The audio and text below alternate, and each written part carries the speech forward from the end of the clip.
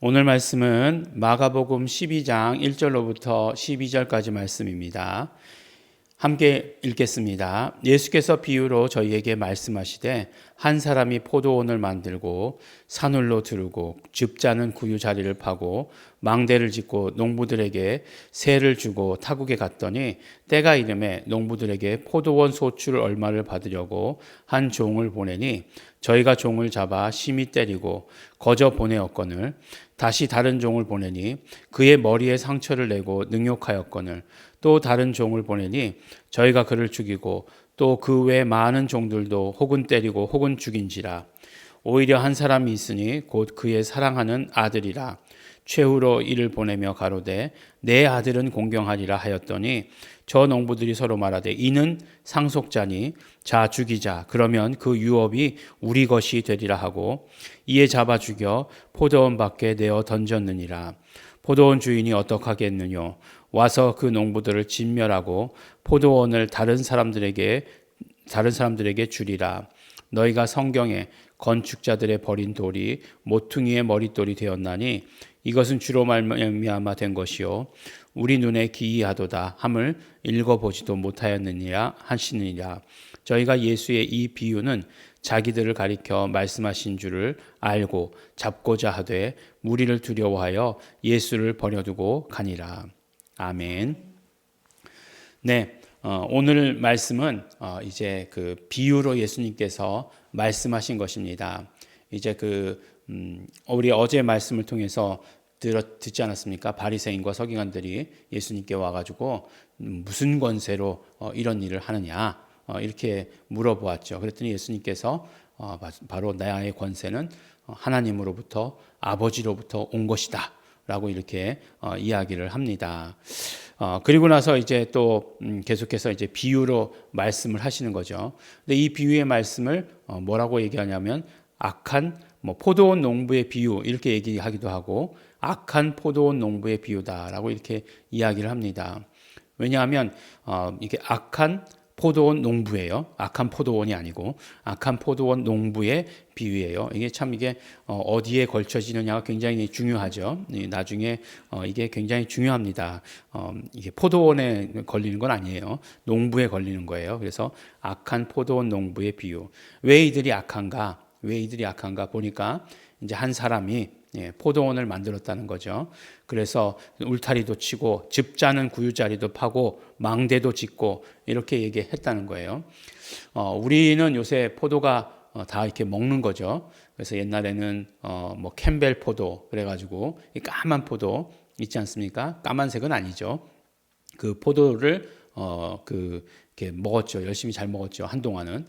근데 그 포도가 우리나라에 왜 들어왔겠습니까? 예. 그 포도가 들어온 게 프랑스 신부들이 가지고 들어온 거예요. 예. 왜 가지고 들어왔겠습니까? 그렇죠. 포도주를 만들기 위해서. 포도주는 왜 만들겠습니까? 그렇죠. 성찬을 위해서. 그래서 그 포도를 들여온 거죠. 그래서 그 포도를 가지고 포도주를 만들고 한 것이죠. 근데 이제 한참 동안 우리나라도 보니까 그런 포도를 잘 먹다가 외국에서부터 청포도 같은 게 들어오기도 하고, 그 다음에 거봉포도 같은 것도 있기도 하고, 그러다가 요새는 뭐라고 얘기하죠? 그 샤인 머스켓이라고 하는 거, 큰 거, 그냥, 주먹만한 포도 알갱이 하나가 주먹만한 거, 그래서 한 5개만 먹으면 배부른 거, 저는 그렇지 않습니다만, 그런 포도들, 달기도 엄청 달죠. 그런 포도들이 이제 나오는데, 근데 이스라엘의 이 포도는 왜 포도를 지었는가? 포도주를 만들기 위해서 포도를 지었어요. 그래서 이제 구유자리, 즙자는 구유자리를 팠다는 것. 그래서 굉장히 큰 거 이제 포도를 수확해가지고 다 한 다음에 다 이렇게 밟아가지고 즙을 짜는 거죠. 그걸 가지고 이제 포도주를 만드는 거죠. 그래서 그렇게 하고 갔더니 때가 이름에, 그러니까 그 포도가 수확할 때가 이르죠. 그래서 농부들에게 세를 주고 갔으니까 포도원 소출을 이제 받으려고 이렇게 종을 보냈다는 거죠. 한 종을 보냈는데 그 종을 심히 때리고 그냥 아무것도 손에 들려보내지 않고 보냈다는 거예요. 우리 잘 생각해 보시기 바랍니다. 그러니까 주인이 굉장히 당황했을 거 아니에요? 주인이 굉장히 당황했을 텐데 다시 다른 종을 보냈어요. 이 사람들이 뭔가 착오했겠지, 실수였겠지, 라고 생각하고 다른 종을 보냈습니다. 그랬더니 어떻게 하느냐? 머리에 상처를 내고 능욕했어요. 그랬더니 또 다른 종을 또 보냈습니다. 그랬더니 저희가 그를 죽이고 또 많은 종들은 때리고 혹은 죽였다. 이렇게 말씀하고 있어요.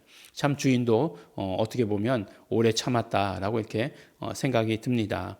그런데 결국엔 종을 보내다가 어떻게 하죠? 아들을 보내면 이들이 어떻게 하지 못할 것이다 라고 생각하고 아들을 보냈더니 어떻게 했다고요? 아들을 상속자니까 잡아 죽이면 이 포도원이 우리 것이 될 것이다 라고 이렇게 생각한 거죠. 이 비유가 결국 말씀하는 건 무엇입니까? 이 비유가 말씀하시는 것은 범죄한 이스라엘을 돌이키기를 원하시는 하나님의 그 사랑이죠. 하나님께서 그 사랑하시는 모습을 통해서 계속해서 선지자들을 보내면서 말씀을 하신 것이죠. 이 종들을 보냈다라고 하는 것은 선지자들을 계속해서 보냈다라고 이렇게 얘기하는 거예요. 근데 이 사람들이 선지자를 죽였어요. 예, 선지자를 죽였습니다. 정말로 정말 두려움이 없는 거죠. 선지자를 죽였어요. 선지자를 죽이고 죽이던 끝에 어떻게 되느냐? 결국은 아들까지, 하나님의 아들 예수 그리스도까지 죽일 수 있었던 거예요. 네. 아니 감히 어떻게 선지자를 죽일 생각을 했겠습니까? 어떻게 그럴 수가 있지? 정말 하나님을 잘 섬기는 백성이라면서 라고 이렇게 생각할 수 있지만 이 비유와 마찬가지로 선지자들을 죽이오던 끝에 그 다음에 아들도 죽일 수 있었던 것이에요. 그래서 그렇게 아들도 죽이게 되는 것입니다. 근데 이 비유는 악한 포도원 농부의 비유라고 이렇게 이야기하면서 결국 세상이 예수 그리스도를 어떻게 대하는가라고 이렇게 하는 것을 우리에게 보여주고 있어요. 우리가 이제 세상이라고 이야기하면 세상 임금이 마귀가 세상 임금이다라고 이렇게 이야기를 해요. 그러니까 세상이라고 하는 것은 마귀의 지배 아래 있는 그 영역을 세상이다라고 이렇게 말하는 거예요. 네. 근데 정말로 하나님께서 그 마귀, 원수 마귀, 그 다음에 그 세상 임금을 멸하시려고 하는 그런 계획을 세우셨다라고 하는 것을 알려주시는 거죠. 그래서 어떻게 한다고요? 완전히 진멸해 버리신다. 이렇게 말씀해 주시는 거예요. 그것을 비유로 우리에게 말씀해 주시는 것입니다. 단순히 지금까지 그래왔으니까 아들을 보내시겠다라고 하는 그런 어떤 그 현상만, 팩트만을 말씀하시는 것이 아니라 그 뒤에 깔려 있는 그 하나님의 뜻, 하나님의 섭리, 이런 모든 것들을 다 말씀해 주시는 것이 이 비유 안에 들어 있습니다. 그래서 어떻게 해요? 그 세상 임금되는, 그러니까 이렇게 죽이고 하는 것들을 조종하는, 뒤에서 그것을 가지고 조종하는 그 모든 것들을 다 잡아서 진멸한다. 세상 임금을 진멸한다라고 하는 것을 말씀해 주시죠. 그래서 예수 그리스도께서 이 땅에 오신 목적이 그것이다라고 하는 것을 우리에게 알려주시는 것입니다. 우리가 예수 그리스도가 오신 목적을 잘 알아야 해요. 우리가 매일 예수님 오신 목적이 그냥 우리를 구원하기 위해서라고만 알고 있다라고 한다면, 그렇다라고 한다면 우리가 정말 이 땅에서의 삶이 한편만 보고 사는 것이죠. 이 영적 싸움에 대해서 무관한 것이죠.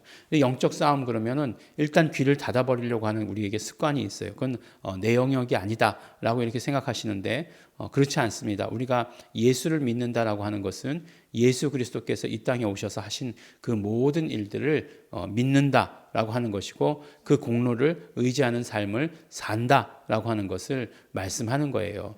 그래서 예수님의 원수가 나의 원수예요. 예수님은 정말 사람들에게 언제나 친절하시고 언제나 생명 주시고 언제나 치료하시고 하시는 일들을 하신 것이에요. 그러나 대적들에 대해서는 그러하지 않으셨어요. 대적들에 대해서는 철저히 진멸해 버리십니다. 물론 그 진멸해 버리시는 그 하나님의 방법이 너무나 재미있죠. 그 하나님께서 직접 마귀들과 싸우셔서 하시느냐? 그렇지 않죠. 마귀들과 대적하는 건 하나님, 그러니까 마귀, 사단이라고 얘기했을 때 그것은 이미 예수 그리스도 그 차원에서 다 이루어진 일이고 그 다음에 이제 쫄자 귀신들이 우리에게 대적할 때 그것들을 이제 대적하라고 이렇게 이야기한 것이죠. 우리를 사랑하시는 방법을 통해서 마귀를 멸하셨어요. 그것이 하나님의 방법입니다. 하나님께서 멸하신 방법이에요. 이 포도원 비유를 통해서 이스라엘이 그렇게 해왔던 것. 그래서 예수의 이 비유가 자기들을 가리켜 말씀하신 줄을 알고 알아들었잖아요. 알고 잡고자 하되 무리를 두려워하여 예수를 버려두고 가니라. 아직도 두려워하고 있어요. 이제 곧 있으면 붙잡혀서 십자가에 달려 죽으셔야 되는 그 주간임에도 불구하고 아직도 두려워하고 있는 그 모습을 보게 됩니다. 도대체 예수님 언제 붙잡히시나? 라고 이렇게 생각할 수 있는데 예수님께서 그 정하신 그날에 그때에 붙잡히시게 되는 것을 우리가 보게 됩니다. 우리 악한 포도원 농부의 비유를 통해서 예수님께서 말씀하신 그 뜻이 무엇인지 또 알 수 있게 되기를 원하고 이들이 알아들었던 것 그러나 그 이전 너머에 또 영적 세계의 일들까지도 이 비유에서 말씀해 주시고 계시다는 것을 우리 함께 깨달으면서 우리가 언제나 예수 공로 의지할 때에 예수 그리스도의 용서, 예수 그리스도의 피의 모든 공로뿐만 아니라 예수 그리스도께서 원수를 멸하셨다라고 하는 그 사실을 기억하시면서 오늘도 영적 싸움 가운데서 승리하시는 우리 성도 여러분 되시기를 예수 이름으로 축원합니다. 기도하겠습니다. 하나님 아버지 감사합니다. 우리가 예수 그리스도께서 이 땅에 오셔서 이루신 모든 일들을 알게 하여 주신 것 감사하고 감사합니다.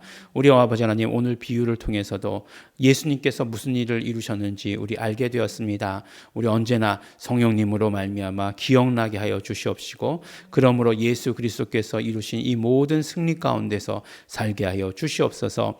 영적인 싸움 가운데서도 언제나 우리가 승리하며 살 수 있도록 하여 주시옵소서. 예수님 편이 되어서 예수 이름을 부르며 언제나 영적 싸움에서 정말 승리할 수 있도록 아버지 도와주시고 축복하시옵소서. 감사드립니다. 예수님 이름으로 기도드렸습니다. 아멘. 그러므로 이 시간에 우리 기도하실 때에 우리가 언제나 영적 싸움 가운데 승리할 수 있도록 되기를 소원합니다. 성령님 함께하여 주시옵소서. 우리가 예수 이름을 부르며 언제나 담대하게 나가게 하여 주시옵소서. 다시 통성으로 기도하시겠습니다.